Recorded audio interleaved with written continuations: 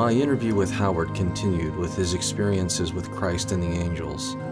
As it did, our time turned more into a conversation to explore these experiences along with his new perspectives.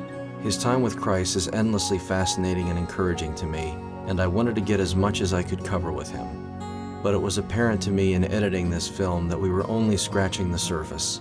Aside from the time limits I had with him, it was clear that the world that awaits us that he got a glimpse of is far beyond our capability to understand. Nevertheless, in a world where darkness gains new footholds every day, I asked Howard to describe as much as he could that would help us in our everyday lives to understand God's purpose and love for us. His initial answer was surprising at first, but very understandable when you accept our powerful and egocentric humanity, both in the realms of the religious as well as those indifferent or hostile to God. We began our conversation with my asking Howard to tell me about what Jesus told him after his life review. Interestingly, I just want to say that in some ways I regret speaking about that or talking about it because I found it bizarre and disturbing how many people want to argue with me or denounce me about the things that Jesus said to me. Because, like, man, take it up with him. It's not, I don't really feel like a need to defend him. He's perfectly capable of being who he is. The first question Howard asked Jesus is probably the first question we would all ask. Why did you create us? When I asked him why, you said, why are we here? And I asked him that very question, why did God make me? And he gave me an answer and I couldn't understand it. And I said, I don't understand you.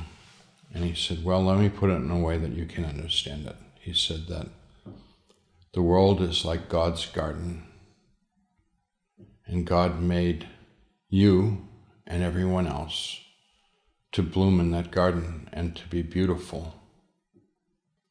And God made every one of you unique and special to be beautiful in your own way.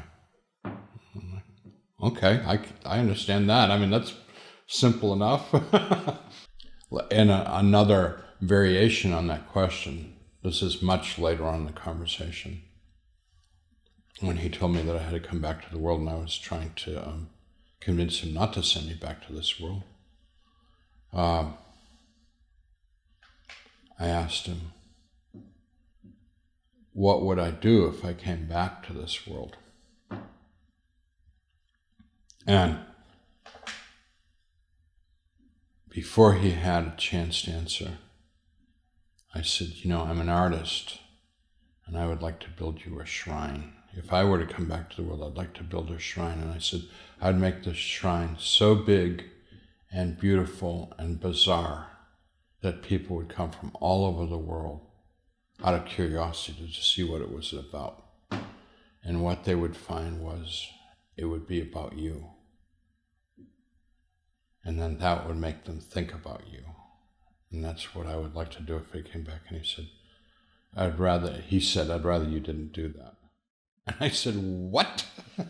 I said, people have been building shrines to you, forever. There's lots of shrines. Why can't I build a shrine? I'd like to build a shrine. He said, you spent so much of your life hiding out in the studio, avoiding people. He said, I would prefer it if you didn't avoid people by building this big shrine. And he said, the other thing is, he said, I don't really care about shrines. He said, people like to build shrines. And he said, I understand that it makes them feel good. But he said, it does absolutely nothing for me or for God. We don't have any use for them whatsoever. He said, if that's what amuses you, I guess that's what you got to do. But he said, don't do it for me. Don't deceive yourself in thinking that it's something that I want or need, because I don't.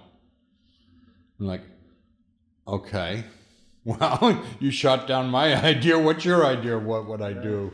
And he said, love the person that you're with. And I said, okay, great, I'll do that. No problem. What do you want me to do? And he said, that I just told you what I want you to do, love the person you're with. And I said, yeah, but after I do that, then what do you really want me to do? And he said, no, that is what I want you to do, is love the person you're with. And I said, well, that's simple enough. That's easy. I'll do that. And he said, oh, really? Well, that's what I want you to do. And he said, that's enough. And I said, how is it enough? And he said, if you do that, he said, you'll change the world. And I said, oh, you want me to change the world? And he said, exactly. That's what I put you in the world in the first place, to change the world. And I said, well, there's been a lot of people that have tried to change the world, and they usually turn out really badly. And I said, I can think of examples like Adolf Hitler and Joseph Stalin and Mao Zedong. All of them wanted to change the world, and they made it worse. If I go back and try and change the world, why isn't it possible that I could make like a lot of terrible mistakes and make the world a worse place? And he said, the way that I want you to change the world is by love the person that you're with. And I said, wait a minute, that's a contradiction. You want me to change the world, but you want me to just love the person that I'm with? And he said, yeah, that's the plan. That's the big plan. And I said, I don't see how loving the person that I'm with is going to change the world. And he said, if you love the person that you're with, then they will go out and love the person that they're with, and they'll go out and love the person that they're with. And he said, it'll be like a chain reaction, and love will conquer the world, and everybody will love one another. He said, that's God's big plan. And I said, it's not going to work. And he said, why won't it work? And I said, because I love the person I'm with. They walk across the street and get run over by a truck. Everybody gets angry and upset. And he said, yeah, that happens, but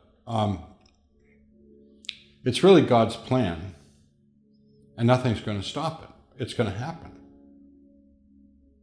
And I said, well, even if you had like 1 million people, I don't think it's going to happen.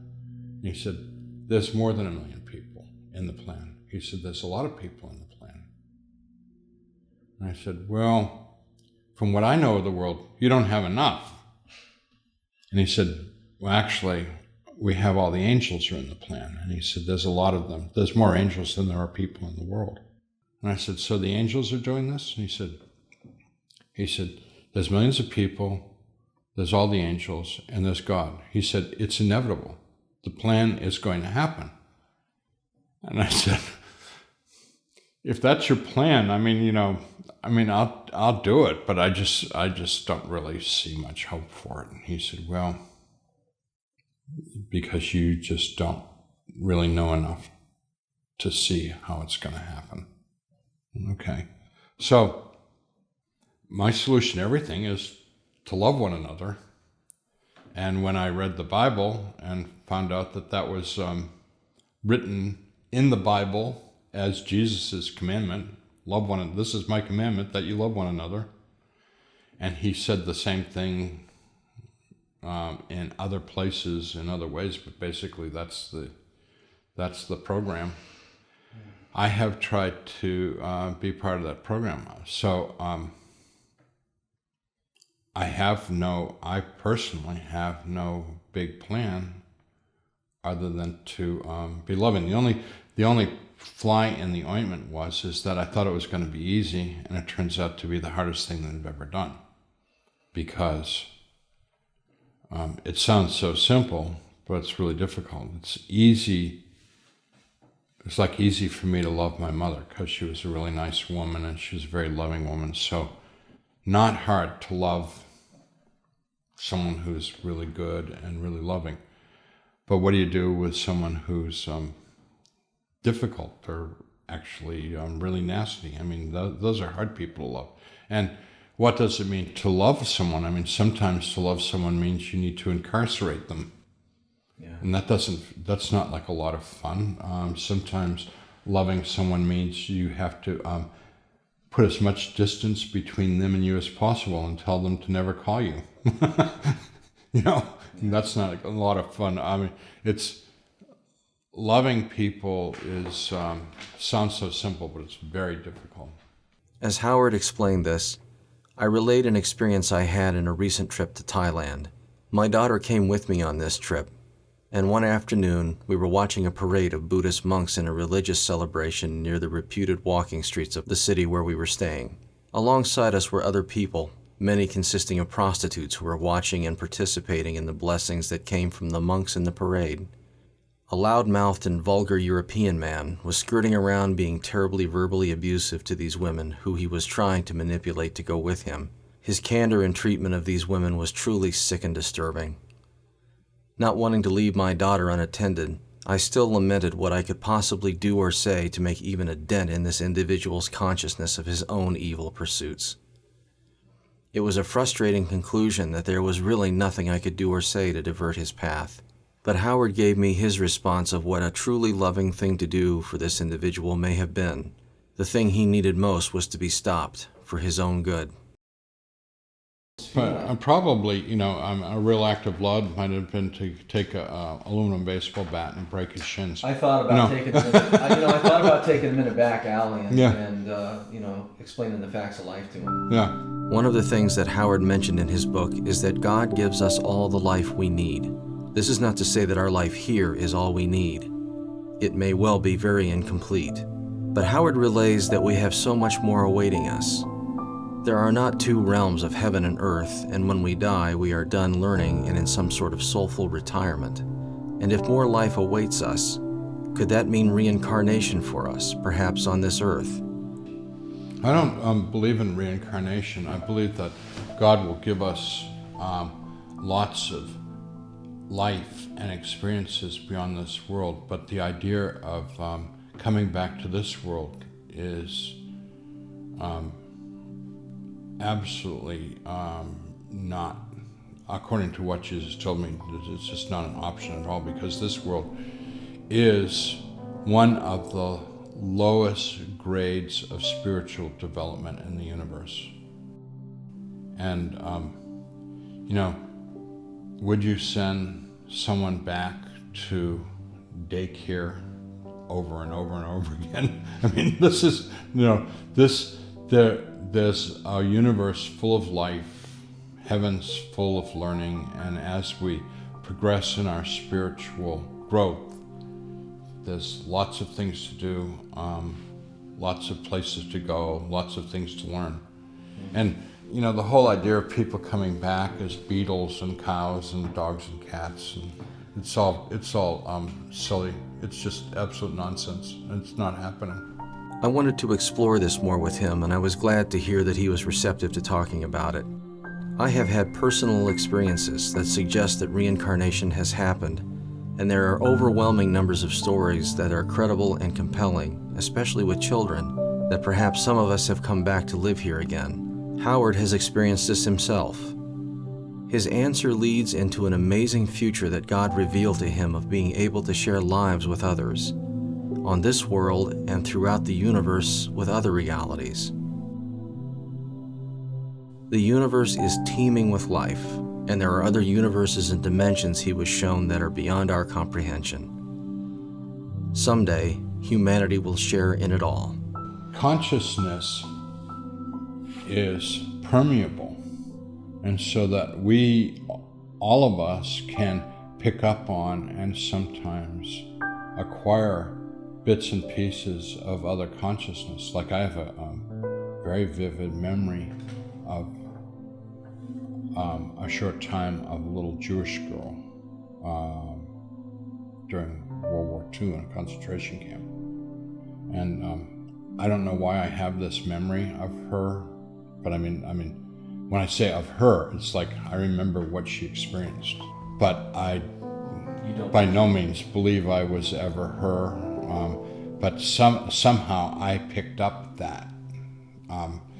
And I believe that people can pick up other people's consciousness, other people's memories and things like that, because it's all permeable. And of course, one of the things that would be ideal and will happen in the future is that we will be able to share consciousness with other people. But it's more than just telepathically communicating what time of day is in your time zone. It's going to be telepathically sharing life experience. One of the things that I asked Jesus about was, like, in the future we're going to be able to travel to other planets and other worlds and things like that. And he said, you won't need to. And I said, why? And he said, because you will be able to communicate with other intelligent beings in other worlds and other dimensions and share their lives, and they share their lives with you. You don't have to physically move to experience what other people are experiencing. There's a universe full of life, heavens full of learning, and as we progress in our spiritual growth, there's lots of things to do, lots of places to go, lots of things to learn. I asked him more about our ability to share lives with others, and that the future Jesus showed him was one devoid of technology, at least as we would recognize it. Yeah, me too. I was actually very disappointed because in the future that he showed me, there wasn't any technology. If there was technology, it was so subtle that I couldn't recognize it as technology. So that's the only other thing I could think of. That if there was some technology around, I couldn't see it. You know, it's like when you think about people from a couple hundred years ago, looking at the technology today, like, would they recognize your iPad as a useful instrument? Frankly, no. You know, does it cut? Does it chop? Can you start a fire? You know, can you light a rope? I mean, it doesn't do anything to them. Yeah. So I'm wondering if what I was showed of the future, if there was technology there, but it was, like I said, so incredibly subtle that we couldn't identify. I wouldn't know what it was. My conversation with Howard continues in Part 4, Reflections of a Life in Christ.